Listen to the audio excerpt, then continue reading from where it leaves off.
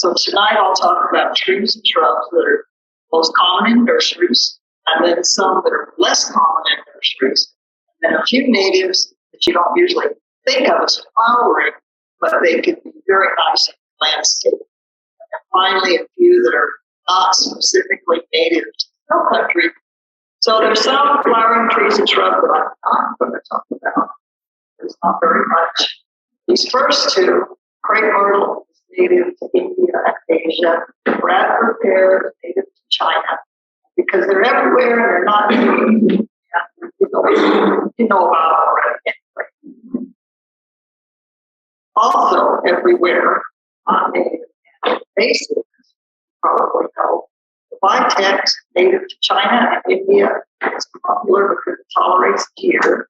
It's actually but now there is a special note on the Star website about its weedy nature in the hill country, and to avoid using it in your landscape in the hill country. China berry, you're probably all familiar with that, native to Persia and Southeast Asia, was introduced into North America in the mid-1800s. It's a common shade tree in old homesteads and unmaintained areas. It's one of the top 10 invasive exotic species in Texas. It has high resistance to insects and pathogens. Leaf litter raises the soil pH, which alters the soil conditions for native plants, and it reproduces by root sprouts and by birds spreading seeds. Yes. Now we'll go on to some native shrubs that are common in the nursery trade. Cool transition. So Texas purple sage was designated in 2005 as the official native shrub of Texas. Actually, crepe myrtle is the official shrub of Texas. I know. Well, this is a long story. Anyway, this is the official native shrub of Texas. At the urging of a botanist who was a NIPSOC member, there was a House resolution, and I'm just in part paraphrase. Whereas it has been described as a plant that can face droughts, freezes, high winds, salt spray, hungry deer, and blazing heat, and keep right on performing beautifully. Whereas such fortitude is a quality highly admired in the Lone Star State. Whereas in view of this plant's important role in the ecology of Texas and its usefulness to people from ancient to modern times, it is fitting that it be appropriately recognized. So the flowers attract many butterflies and other pollinators. It's a marvel host for the bee on the checker spot butterfly. It is susceptible to cotton fruit flies, but needs good drainage. Native to the South Texas plains and a few places on the eastern and southern edges of the hill country. And many of them, as you probably are aware, suffer pretty severe damage from February freeze, but most appear to be recovering okay. And there are several varieties that are so another one I'm sure you're familiar with, the Texas Laurel. Its native range is central, west, and south Texas, and north Mexico. The red seeds are poisonous and hallucinogenic. The seeds are sometimes used in jewelry. It's a common landscape plant because deer don't fit. And the Janista moth, the top there in the corner.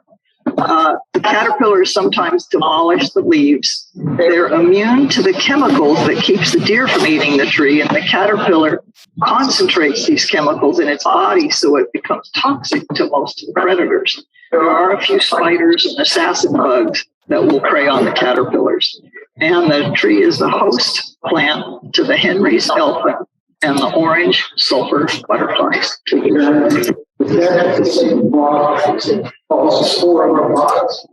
does what? I don't know. I'm not a bug expert.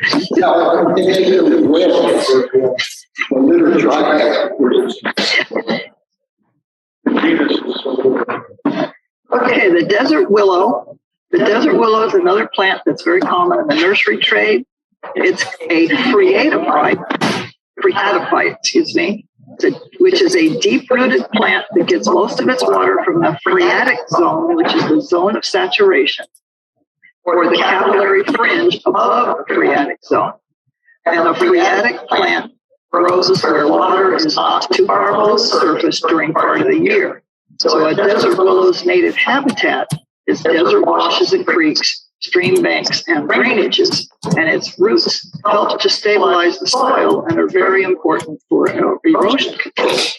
Very common landscape tree. It's native from the western edge of the hill country, west all the way into California and deep south Mexico.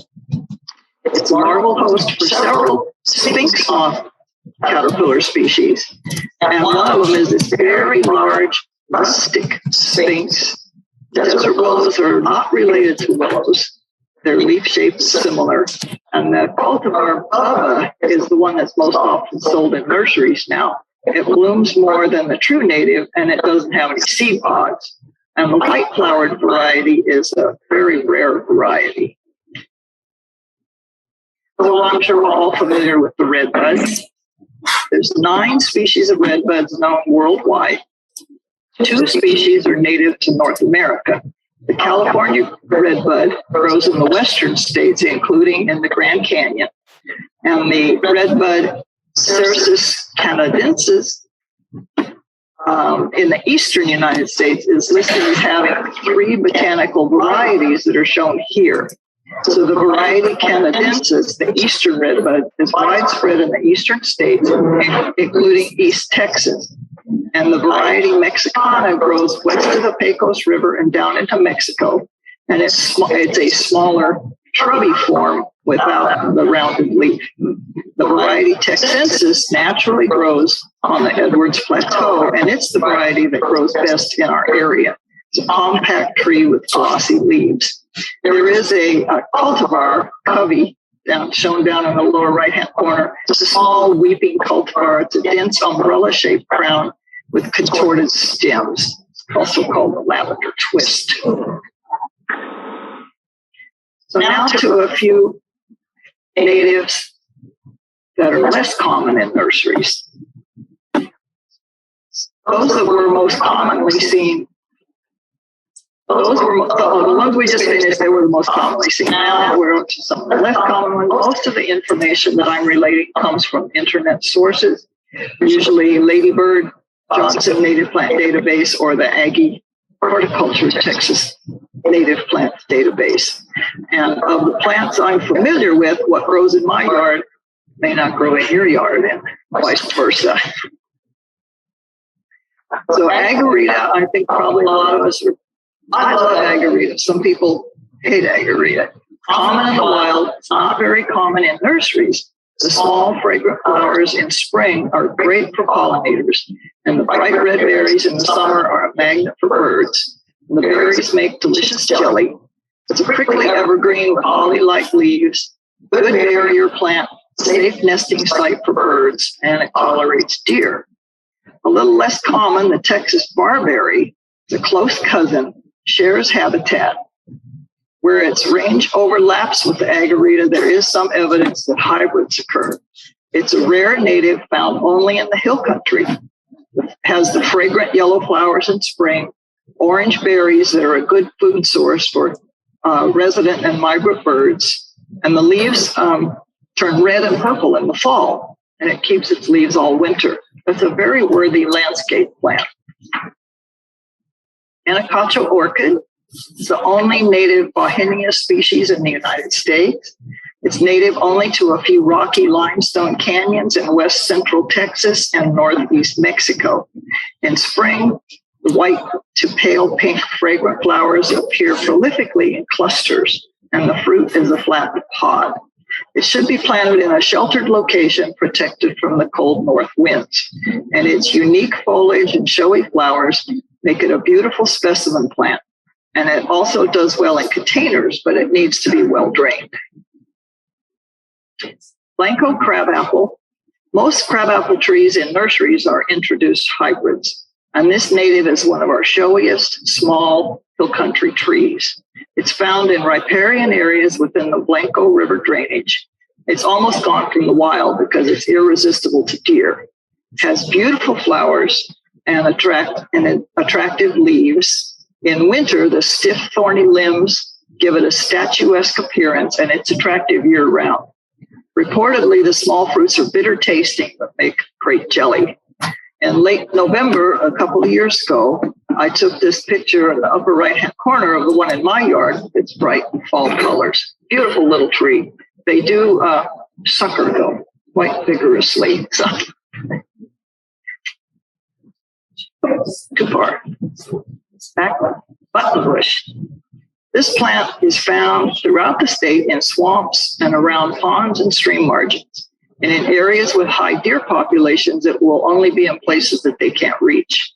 It adapts to a wide range of soils, except not dry ones. It likes wet or moist areas. And it has interesting, long-lasting flower heads that mature into hard, ball-like fruits consisting of multiple tiny nutlets.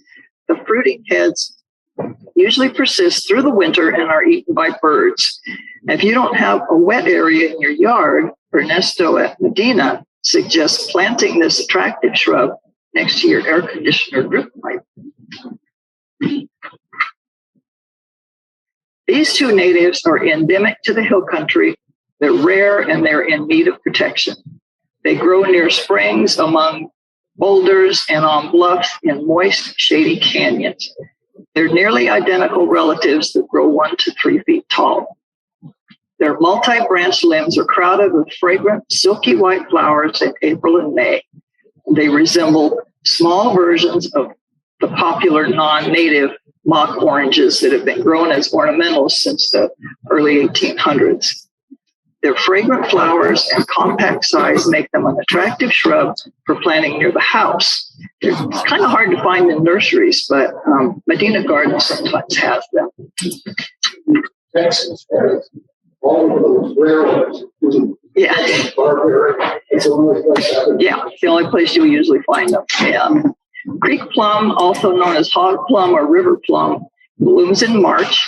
Usually goes unnoticed in the wild, except in early spring when its abundant white flowers are remarkable against the drab brown landscape. The fruit is about the size of a large cherry, said to be poorly flavored and quite tart.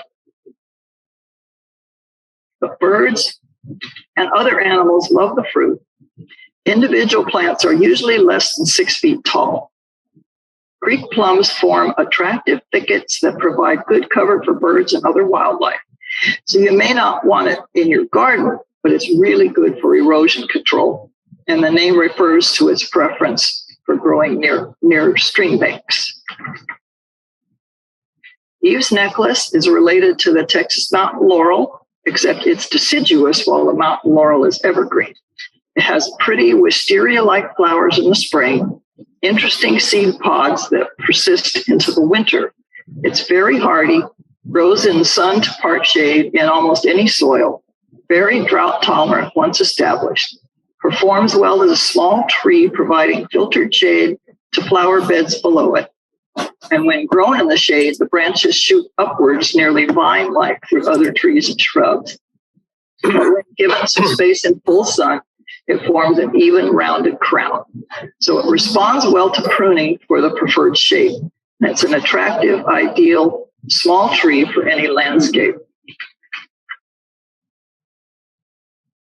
Plemacanthus is native to the southern Edwards Plateau and West Texas into northern Mexico. It's a hummingbird magnet, but also attracts butterflies. It's a larval host. I'm not sure if I'm pronouncing this right. Elata, checker spot, and crimson patch. Very hardy, practically maintenance-free, deciduous, will seed out readily, but it's easy to control. And as with many other xeric plants, rain triggers bloom. It can get 4 to 6 feet tall and wide. One plant can fill up a big space in your garden. And it works well in perennial borders or as an informal hedge or specimen plant. Does well in patio pots. And a healthy pruning each year encourages it to be a more attractive specimen. Fragrant mimosa, also known as pink mimosa, sensitive mimosa, or cat claw mimosa, It's a somewhat ragged yet dainty shrub that fits perfectly in sunny open spaces. It has stunning when in full flower. It's a wonderful dry landscape ornamental that's great for a xeric garden. It flourishes when it's surrounded by grasses and flowered perennials. Very drought tolerant once established. It's really thorny. It can get quite large, so give it plenty of space. Plant it away from high traffic areas. The flowers attract many pollinators and its seeds are eaten by birds. Don't confuse this with the widespread exotic tree, also called mimosa or silk tree, which is an albizia, totally different plant.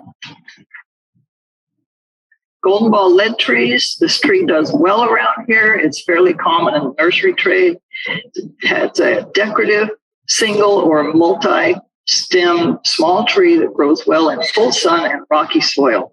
It's a legume with the acacia look, but with no thorns. Its attractive, airy foliage is open enough that sun-loving plants can bloom underneath it. Sweet-smelling flowers occur in 1-inch golden yellow puffballs after rain in the warm months, and the small seed pods follow the bloom. It's native to the western Edwards Plateau. Give it a dry location in full sun or part shade. The wood is very hard and heavy. Lead tree, golden ball lead tree, to give you a hint, but it's a little bit brittle and it can break in high winds, so the tree benefits from some occasional pruning. What is considered high wind? I'm sorry? What's considered a high wind? A high Wind. How high? 50 miles an hour. Oh, high wind. How fast?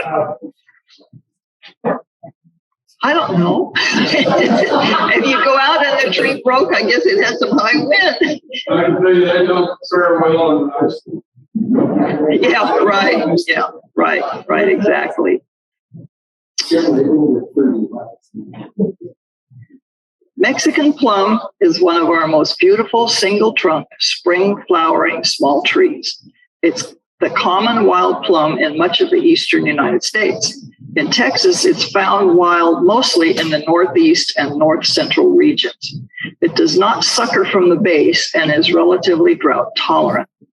Its rootstock is widely used for grafting cultivated varieties of plums.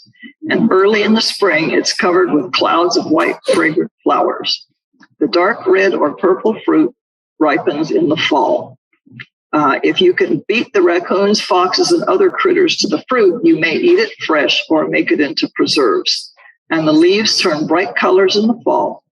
So use this where you might have used a purple plum. It's a far better tree that will stay with you much longer. Red buckeye is a tall shrub or a small tree with a single or multiple stems, and it produces clusters of bright red flowers in early to late spring. Shiny dark green leaves are attractive in spring and early summer. It usually grows as an understory tree in moist, rich, acidic soils of the piney woods, but it also grows in other areas, including the eastern edge of the Edwards Plateau. So this plant appreciates some afternoon shade, and it's normal for it to drop its leaves in early to late summer. So place it where it will be highly visible in early spring, but less noticeable after it drops its leaves.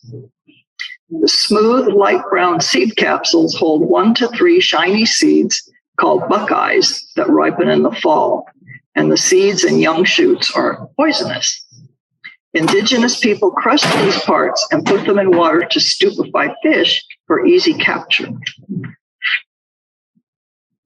There's 2 varieties of buckeye that grow in Texas. The red buckeye that was on the previous slide is more easterly, and this yellow buckeye variety is limited to a few counties in the western Edwards Plateau, and it tends to hybridize where the ranges of the 2 varieties overlap. It prefers rocky limestone soils and is often found on northern exposures, usually in understory.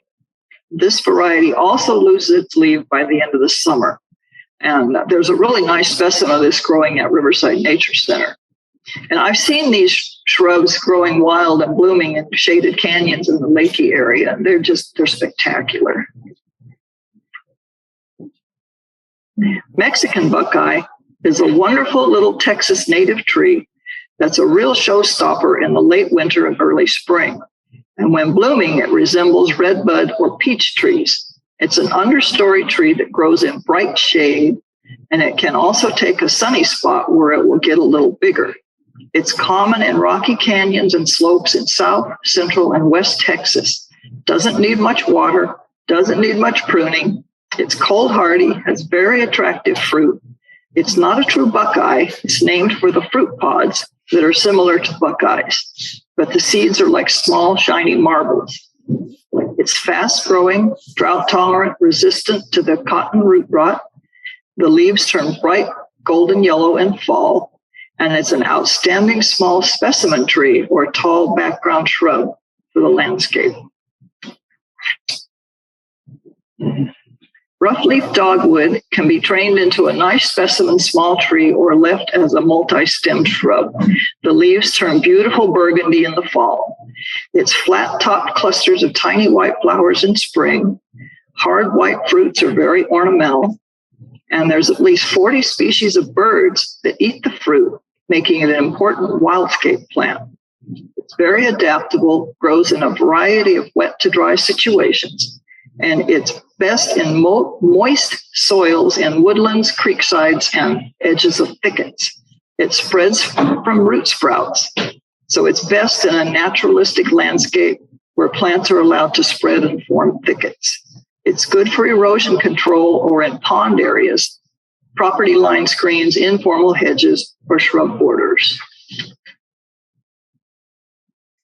Rusty Blackhaw grows wild in woodlands and stream banks from east to central Texas. It's a terrific addition to any landscape, but its real value is where conditions are not ideal. It holds its own in harsh situations like thin soil, high heat, even full shade. It can grow in almost any soil as long as it's fairly well drained. It grows slowly, and once it's established, it's very drought tolerant. It can be a small 30-foot tree or a 10-foot shrub, depending on its environment. Generally, it's an understory tree. It likes some protection from the hot afternoon sun. And when the rusty parts of the plant include the buds, the bottoms of the leaves, and young twigs. And the fruit is a wildlife favorite that reportedly tastes like raisins. American smoke tree is not to be confused with the European smoke bush. American smoke tree is found in a few small populations in the hill country where it grows on limestone hills and river bluffs. It gets its common name not from the tiny, insignificant flowers, but from the billowy hairs attached to elongated stalks on the spent flower clusters. It produces some of the best fall color of any native trees and shrubs. It likes rocky north or east-facing slopes or planted on the protected side of a cedar tree. It's drought-tolerant, disease-resistant, well-adapted to stony soils. It should not be overwatered or over-fertilized. And the orange-yellow wood was once used for making yellow dye and for fence posts and tool handles. Texas honeysuckle is a good neighbor. Unlike Japanese honeysuckle, which aggressively covers its neighbors, Texas honeysuckle has a strong central stem and integrates with its neighbors.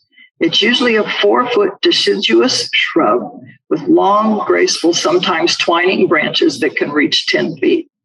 The huge one that's shown in the lower right-hand corner is obviously very happy where it's growing and has not been pruned in a really long time. Because I've had one in my yard for years and it's still quite small. So it has showy, fragrant white flowers that form in clusters at the ends of the branches in spring, and clusters of orange-red berries follow the flowers. Deer will browse it if it's not protected. The native habitat is cedar breaks, cliff edges, and rocky slopes in central Texas. It's a good choice for hot, rocky places, but may need some additional water if it's in the full sun. And it does not thrive in the standard nursery pine bark soil mix. There's 10 different amorpha, that is indigo species that are listed on the ladybird site, and 5 of them occur in Texas, and some are in very restricted ranges. They all look nearly alike, and they have very similar common names. So these are the only 2 species that might be available locally. The Texas indigo bush is native only to the Edwards Plateau. It's ornamental, but is not commonly cultivated for nursery production. Medina and natives of Texas do sometimes have it. It does best in part shade and moist conditions. And the false indigo grows native throughout North America, but it's not common. It's attractive and fast growing. It can get leggy and the branches can break in the wind. So I prune mine back pretty hard every winter and it comes right back out. It likes moist areas. Don't expect the plants to thrive beneath it because it drinks up all the water. It tolerates dry, but it doesn't bloom as much. But it does have high deer resistance, supposedly. So this uncommon species is evergreen. Madrones produce clusters of small white lantern-shaped flowers in spring and bright red berries in the fall. Its greatest beauty is its colorful, exfoliating bark that reveals polished red inner bark. The stout, crooked, spreading branches form a distinct crown. And in the landscape, it grows best in well-drained areas. The amount of water it receives and the type of drainage are much more important than the type of soil. And it can be difficult to grow. Natives of Texas specializes in propagating them. It's browsed by livestock and browsed heavily by deer.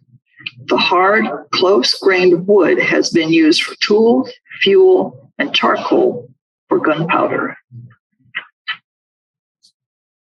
Kidney wood is by far one of my favorite plants. In the wild, it's frequently in brushy vegetation in the Rio Grande Plains, Central and West Texas. Easy to grow, doesn't require a lot of care, has light, airy form with tiny leaflets and no thorns. The foliage is deciduous and very aromatic. It produces wonderfully fragrant blooms in the warm months after rain. Has very small seed pods that are hardly noticeable, and it will spread by seeds, but not vigorously, and it's easy to control. Very drought tolerant, thrives in dry, rocky soils. It needs good drainage. It doesn't get too big, maybe 10 feet with several trunks. It's particularly attractive when it's pruned into a small tree. It's a high protein browse for deer. So Texas Parks and Wildlife suggests fencing it to protect the main plant from the deer. And then the deer will browse the twigs that stick out through the fence. So this tree and a more westerly relative were once used in remedies for kidney and bladder ailments, thus the common name. So at first glance, you might think this resembles kidney wood, but it's not even in the same family. Kidney wood is a legume with compound leaves, whereas bee brush is in the verbena or vervain family, and it has simple leaves in clusters along the stems. It's common in much of Texas. The leaves are aromatic and the flowers smell like vanilla. It blooms in spring to fall after good rain, and it's a great honey plant. It may grow as a single plant or in large, dense thickets. And when growing in thickets, it shades out plants under it, so birds and small mammals can move around with protection from predators. It's a good background or screen plant for poor soils. It blooms best in full sun, and it can be cut back to promote flowering and bushier growth. Probably most of you are familiar with this one. It's another one of my favorite shrubs, also called shrubby sunset and fragrant mist flower, found in rocky hillsides and bluffs in the southern half of the hill country down into Mexico. It explodes in late summer and fall with masses of white, fuzzy, very fragrant flowers that are magnets to hummingbirds and butterflies. And if you've ever seen these blooming at Riverside Nature Center in the fall, it's worth the trip. The butterflies are just all over them. It's fantastic. It tolerates dry conditions as well as poorly drained sites. It generally grows in partly shaded to mostly sunny sites. and it makes a showy fall plant in the garden, or it can be used massed as an understory or edge plant in more naturalized sites. It blooms best and appears bushier if it's severely cut back in the winter. So Esperanza is closely related to desert willow, catalpa, crossvine, and trumpet creeper. The flowers have an odd but pleasing fragrance.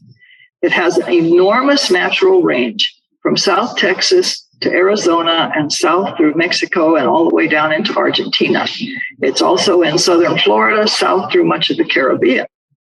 It has naturalized and sometimes become invasive in other places with warm climates. Our native southwestern variety is shorter, more drought tolerant, and more cold tolerant than some of the tropical varieties that you'll find at nurseries frequently, and it may not bloom quite as much. The southwestern varieties are adapted to summer rains with dry spells in between. The cultivar Gold Star Esperanza was named a Texas superstar. It's drought and heat tolerant, pest resistant, suitable for mass plantings or containers. And there's an apricot colored sangria cultivar that's a bit more cold hardy than the other varieties. The yellow bells was long known and used by the Indian and Mexican peoples for bow making, bee fodder, and medicines. And in Mexico, a beer was made from its roots. Very useful plant. You know that the tropical, the more endemic variety, is that the same species? Or how can you tell It's the same difference between same species, it's just different varieties, different subspecies. Okay. Yeah. You look for the Texas. I didn't catch him in the beginning. Is he comparing the gold star? I'm sorry, I don't hear very well. Comparing the gold star, comparing the gold star to the yellow bell in the Esperanza? Yeah, that's what I was asking, how the nursery sell. I remember when it was tropical, but you Right. like that, how do you know? Yeah, Medina again is the one that usually has the true native. Well, we have both, and the leaves on the gold star are much different than the leaves. They're larger and much different than the yellow bells. Right. Yellow bells are a little small, slim. Yeah, but they have the same botanical name, which is interesting. That's the tropical. Because I accidentally got the wrong thing. I meant to get the gold star and ended up getting the yellow bells, and I had already had some gold star. And so when I planted those, I went, oh, that's not the same thing. Okay, so now we'll go to a few natives that you don't usually think of as flowering, but they can be very attractive in the landscape. Anakwa is a popular ornamental in Texas. It's called a sandpaper tree because of the rough textures of the leaves. It has white, fragrant flowers in the spring and bright orange edible fruits that ripen from April to June. The flowers are a nectar source and fruits are eaten by birds and mammals. Older trees have reddish, flaking bark and a gnarled, stocky appearance. It's native to central and south Texas into southern Mexico. And it's the exclusive host, now you want to really pay attention to this, exclusive host for the larvae and adults of the Anakwa tortoise beetle. So that's just very cool. It's reportedly has very high deer resistance. Carolina buckthorn, a small tree or large shrub that's suitable for sun or shade. It does not have thorns. It's adaptable to many growing conditions. It's drought tolerant once it's established. It has small, compact clusters of tiny flowers in late spring that are a magnet for pollinators. It has attractive fruit clusters that mature in late fall and attract many, many bird species. The glossy, dark green leaves are beautiful spring through fall. And in the fall, the leaves take on varying colors from yellow to bronze. And it's a larval host for the snout butterfly. Elbow bush, It's called that because it typically branches at right angles. It can be thicket forming.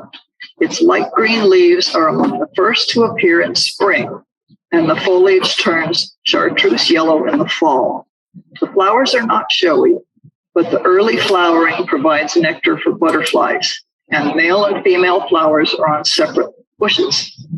Female plants produce fleshy, blue-black fruits that are an important food source for birds and small mammals.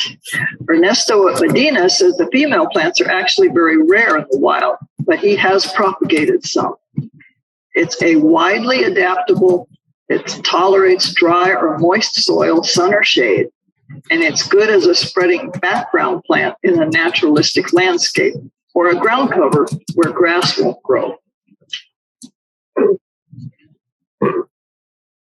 I love this well-behaved shrub.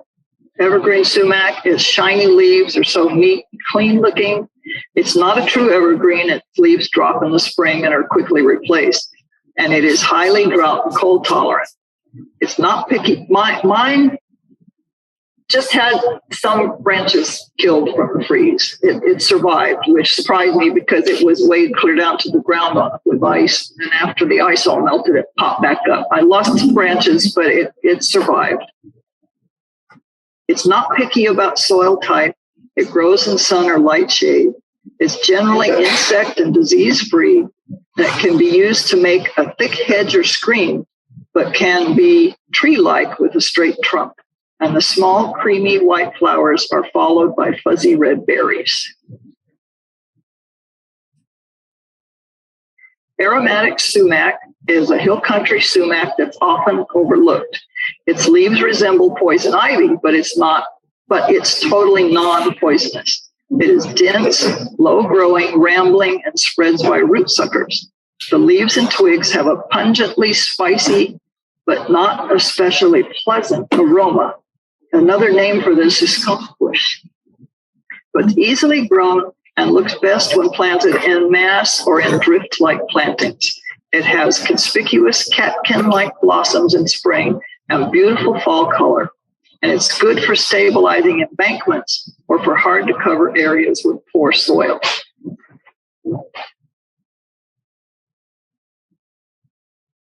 Possum Halls are actually fairly common in our local nurseries because it's so striking in winter.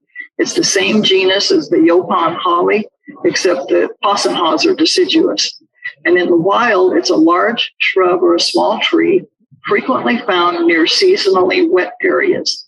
It's fairly nondescript in summer, but I think the shining green leaves are very attractive. And it's a nice understory tree or accent shrub. The flowers in the spring are inconspicuous and provide nectar for pollinators. And the berries on the female plants become a blaze of color in the fall and winter. The females need a male pollinator for a good fruit set, and it can adapt to a wide range of soil conditions. It can be grown in shade, but it fruits best in full sun.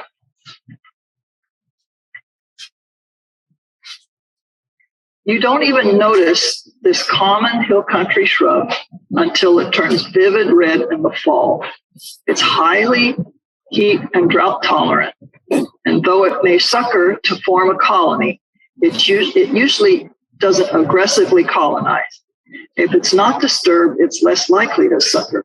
Mine grew for years and it never suckered, and then a branch broke off one time, and now it's just suckering all over the place. But so that's it.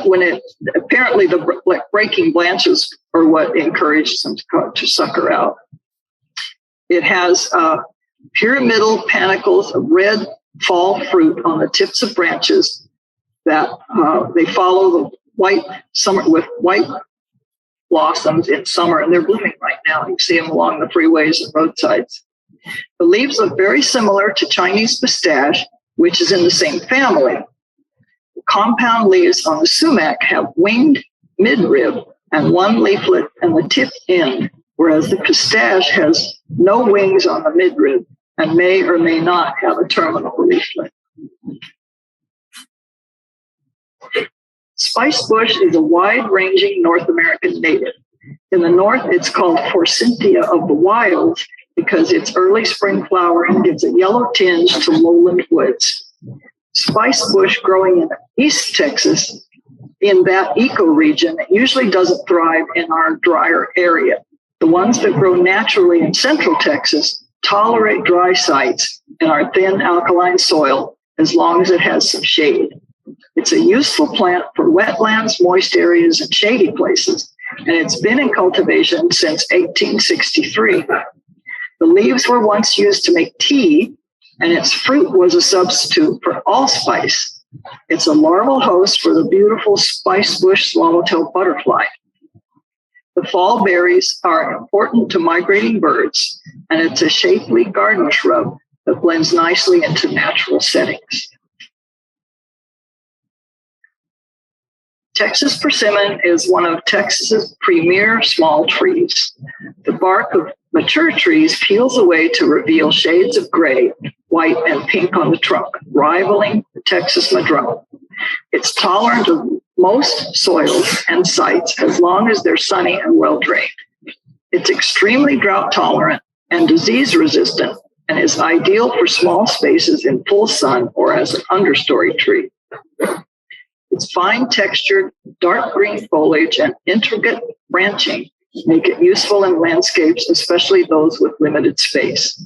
It grows best in shallow, rocky limestone soils and in the Edwards Plateau, and it can form heavy thickets. The fruits borne on female trees are edible once soft, with a flavor similar to prunes. The wood is very hard, and the heartwood, found only in very large trunks, is black, like that of the related ebony, while the sapwood is clear yellow. Wafer ash ranges naturally over a wide area in North America. It's not an ash, but the northernmost New World representative of the rue or citrus family. It was introduced into cultivation in 1784. The common name refers to its reported use in the common name of hop tree refers to its reported use in early days for the bitter fruit as a substitute for hops in brewing beer. The bark, crushed foliage, and twigs have a slightly lemon-like musky odor, and the small greenish-white flowers bloom in spring, and the fruits persist through the winter.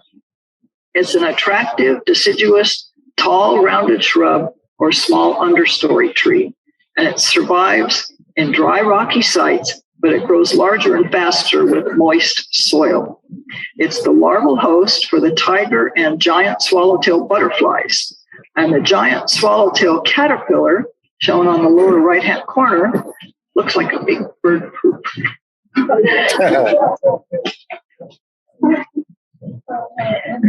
So now we'll go on to a few interesting plants that are not native specifically to the hill country. Sharon, something to pass along. Kathy Saucier mentioned on the yellow bells that the native yellow bells is the Angostura variety found in Big Bend. And the leaves are a little different. They're a little finer than the nursery ones. She passed that along in the chat, and I told her I would pass it on to anybody who wanted to know. Thank you. Apache Plume. I don't personally know anything about this, so this is just what I pulled out of the references. Drought-tolerant perennial shrub, has a long bloom season, May through December, with white blossoms and feathery pink fruits. It's native to dry, rocky slopes of West Texas, where it grows at 3,000 to 8,000 foot altitude. It's a shrub that's 2 to 6 foot tall with dense, intertangled, twiggy, slender branches. Rather thick shrub. It appears unkempt, but in full flower with the white petals, it's very attractive against the dark foliage. Apache Plume is easy to grow, and it blooms the first year from seed. It is good for erosion control because of its drought tolerance and aggressive seeding. It can, however, become too aggressive in optimum conditions. It's hardy to USDA Zone 5.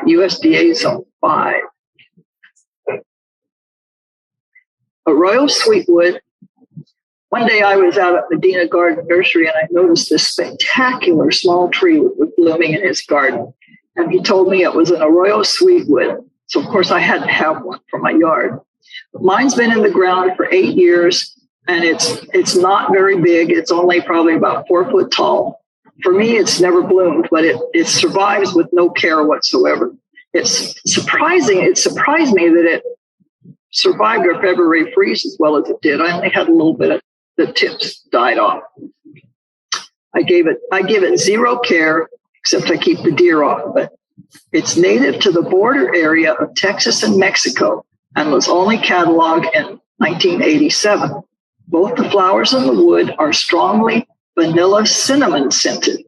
If it's in a spot where it's happy, it will be a fast growing and tidy multi-trunked tree.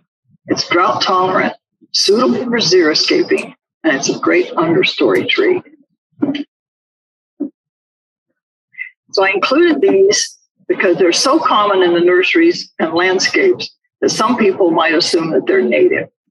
Pride of Barbados is common in landscapes. In Kerrville, it's native to the Caribbean.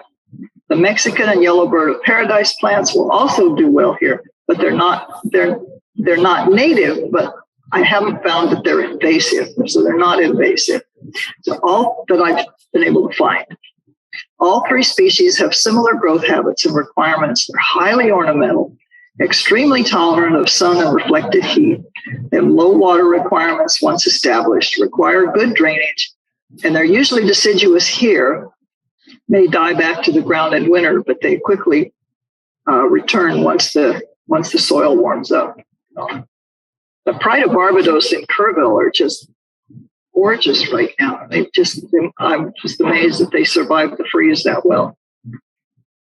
I know they're not native, but anyway, they're pretty shrubs. Chisos rosewood is native to the Trans-Pecos of West Texas. It's a small tree that grows only to 10 or 20 feet high. It's an attractive evergreen with long, narrow-toothed, dark green leaves. It has large clusters of fragrant white flowers in spring.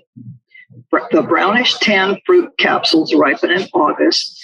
It has a high heat tolerance, drought resistant, and can tolerate alkaline soils. Its twisted branches with dark brown bark, evergreen foliage, and showy flowers and fruit make it an attractive landscape plant. It's not well known and is just now being introduced into cultivation. And once again, you can usually find it at Medina. Velvet leaf or Lindheimer senna is actually native to Central and West Texas. It's an attractive native senna, also called puppy dog ears. It's more of a bushy perennial subshrub than a true shrub, has a woody base, and it dies to the ground in the winter. But it's of special value to native bees, and it's a larval host to the sleepy orange butterfly. The canyon senna, or shrubby senna, is our only true native shrub senna. It grows in dry, rocky soils in West Texas. It's deciduous, rounded shrub up to 5 to 10 feet high and wide. It has thorny branches with dark-colored bark. The brilliant yellow flowers make an attractive contrast to the foliage, and it's dependable in poor soil, and it's fairly drought tolerant. More often found in nurseries and not pictured here is the flowering senna that's native to South America, and it's naturalized itself in Central Texas. And it may die back in colder winters, but it returns in the spring. So I decided to include this small shrub because it's so spectacular.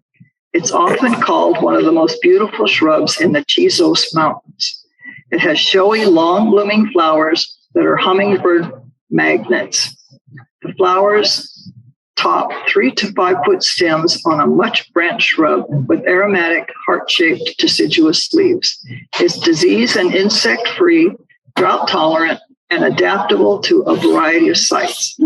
It should be trimmed back in winter to encourage bushy growth and more flowers.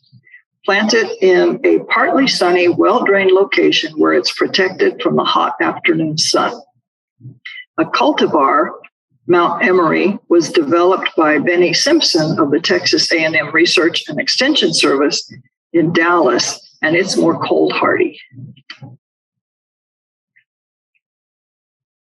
So the wax myrtles are native to most of the eastern United States into East Texas and south into Mexico.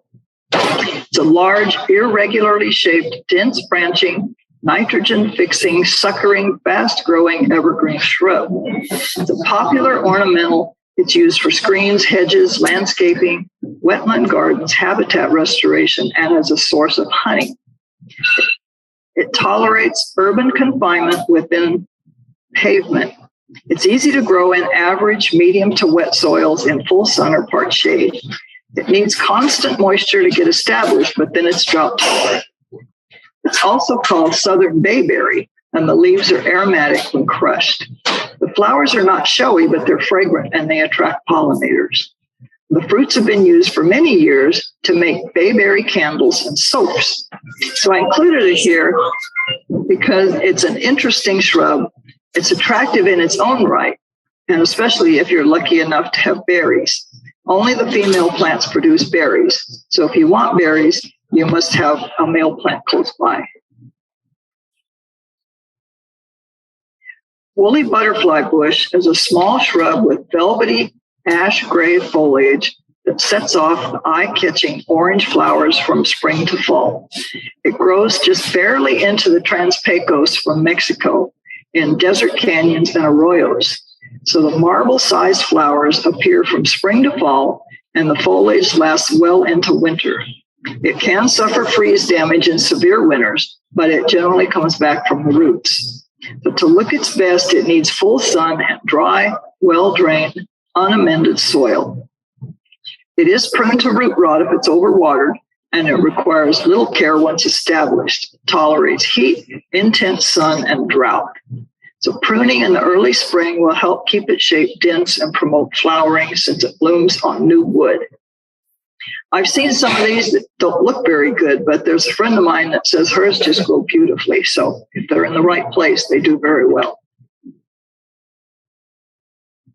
Yaupon holly is probably the most versatile evergreen holly in general use in Texas. Wild ones are more commonly found in the southeastern states and East Texas, and it does grow into central Texas. It grows in almost any soil type and in sun or shade, although it's found naturally in low, moist, acid woods. In the wild, it's thicket forming, a large shrub or small tree. There are many cultivars, and in landscapes, it can be single or multi-trunked. It suckers readily. Female plants produce lots of bright red persistent berries. And the leaves and twigs contain caffeine, and the American Indians used them to prepare a tea, which they drank in large quantities ceremonially. Then they vomited it back up, and thus the plant species name vomitoria. The vomiting was self-induced or because of other ingredients added. It doesn't actually cause vomiting. In spring, tribes from the interior traveled to the coast in large numbers to drink this tonic, and it remained a popular hospitality drink among Southeastern Americans into the 20th century and is still occasionally consumed today. So there's some of our trees that are native to the southern edges of the hill country that suffered some very severe damage in the winter storm. Guajillo is a native to the dry limestone hillsides in the southern parts of the Edwards Plateau and into northeast New Mexico, or Mexico, excuse me. It's hardy to around 20 degrees, so I expect that if anyone had them growing in your area, it didn't survive the freeze or it died to the ground. It's normally a multi-trunked large shrub and can be pruned into a small tree. And although it does have thorns, they're small and they're not rigid. With its fern-like lacy foliage and its open, airy, rounded form, it's a creamy, white spring flowers. It's a desirable ornamental. It's useful as a hedge or a fragrant specimen plant around pools or patios. And Guajillo is famed for the delicious, sweet, light honey that's made from its flowers. So that's my Huisache in the upper right-hand corner in February. And in the lower right-hand corner is what it looks like now. Huisaches are native to Central and South Texas, and it's fairly common in nurseries. It's popular for the flowers, which are very fragrant. So I've seen these blooming in San Antonio, but I had the one in my yard for 10 years and it only bloomed once. They bloom in early spring. In our area, we usually the late frost kill the flowers. So unfortunately for me, the February storm froze mine to the ground. But they're fast growing. They want to be a very large shrub, and they'd be a really good screen, being very thorny, very good barrier plant. Retama, also called Mexican Palo Verde, is fast growing, tough and durable. They find them in nurseries fairly regularly. They're native to the southern edge of the Edwards Plateau and into South Texas, west to Arizona, and south into South America. Its long, thin leaves cast dappled shade. It's a graceful tree with bright green bark and needle-like thorns. In cold and drought, it drops its leaves, and the trunk and stems act as the photosynthetic organ.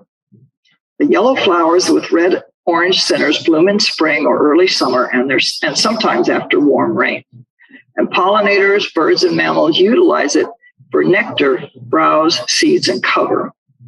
My Retama froze to the ground in the February storm, but it's vigorously resprouting from its roots.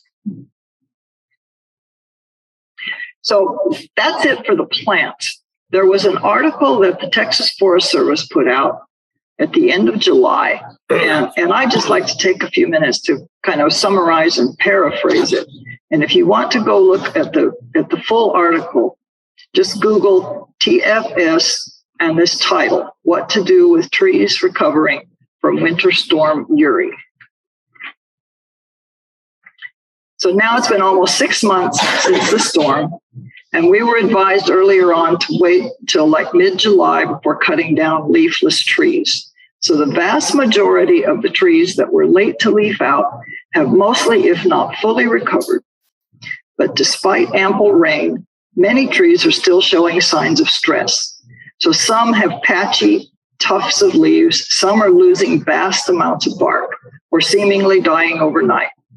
So we're just now beginning to be able to differentiate between trees that are not going to survive, those that are wounded and we hope will survive, and those that are definitely going to survive, but it's going to take a little while for them to come back.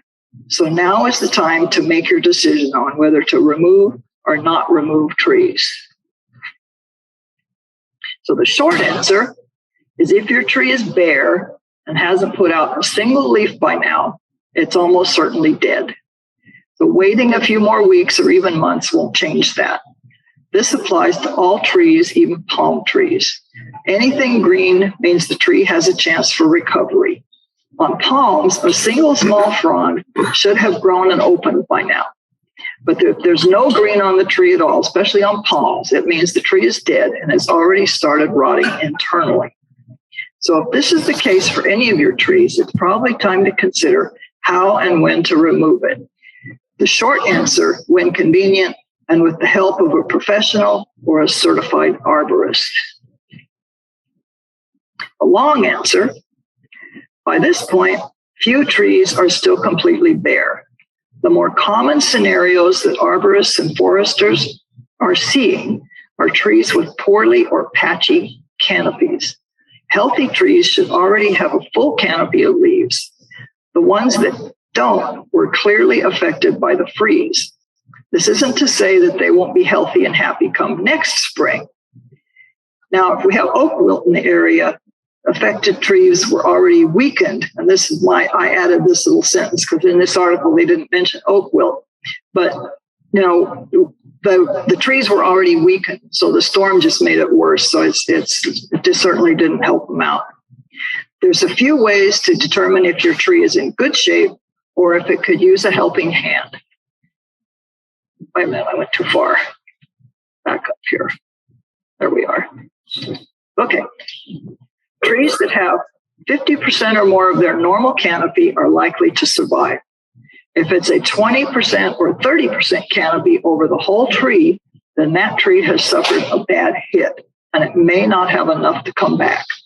It can be hard to remember what a full canopy looked like for a previously healthy tree, so there's a method for determining a tree's state.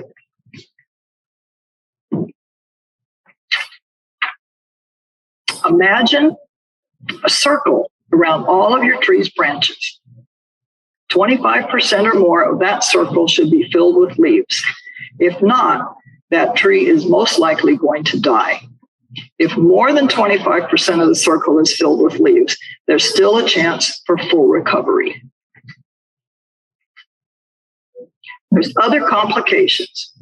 Many landowners are finding deep, wide cracks in the trunks of their oak trees, and these are exaggerated manifestations of frost cracks.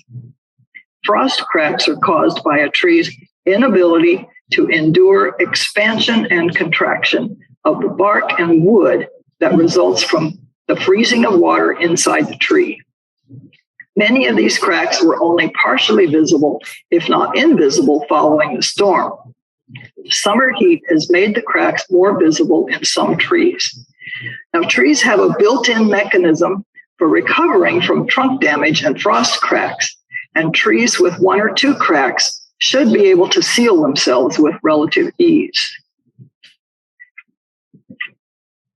Trees with multiple cracks or lots of exposed wood are unlikely to recover, and trees with few but deep cracks should be monitored very closely. So the few exceptions are lacebark elms, sycamores, and crepe myrtles. These are more likely to survive since the damage appears to be shredding of the outermost layer of bark, sparing the wood itself. But watch closely for oozing discharge or other signs of stress, such as browning foliage or expanding cracks leading up into next spring. Root shoots. There's a large number of trees are sprouting up shoots from the base of their trunks and root systems. And while this might seem like a desperate attempt for the tree to stay alive, it's actually a great way for landowners to grow and nurture a tree from a tiny sapling back to a fully grown adult, and it can mature much quicker than usual. The strong, healthy root system present from your previous tree will help your new tree grow at a faster rate than newly transplanted baby trees. This fall, select the best 5 or so sprouts and prune away the rest. Then let those 5 grow next year, and then select the most vigorous of those to be your new tree. You'll still have to remove the old tree, but this method will save you the cost of grinding the stump. It will also save you from buying and planting a new tree, which will grow slower than the root shoots. So some trees can grow back with astounding speed, and you could have a 20-plus foot tree in 2 to 3 years. This ratama froze to the ground in the February storm, and this is how it looked a couple of weeks ago. That's at the stone house. Yeah, it's doing really well. Yeah.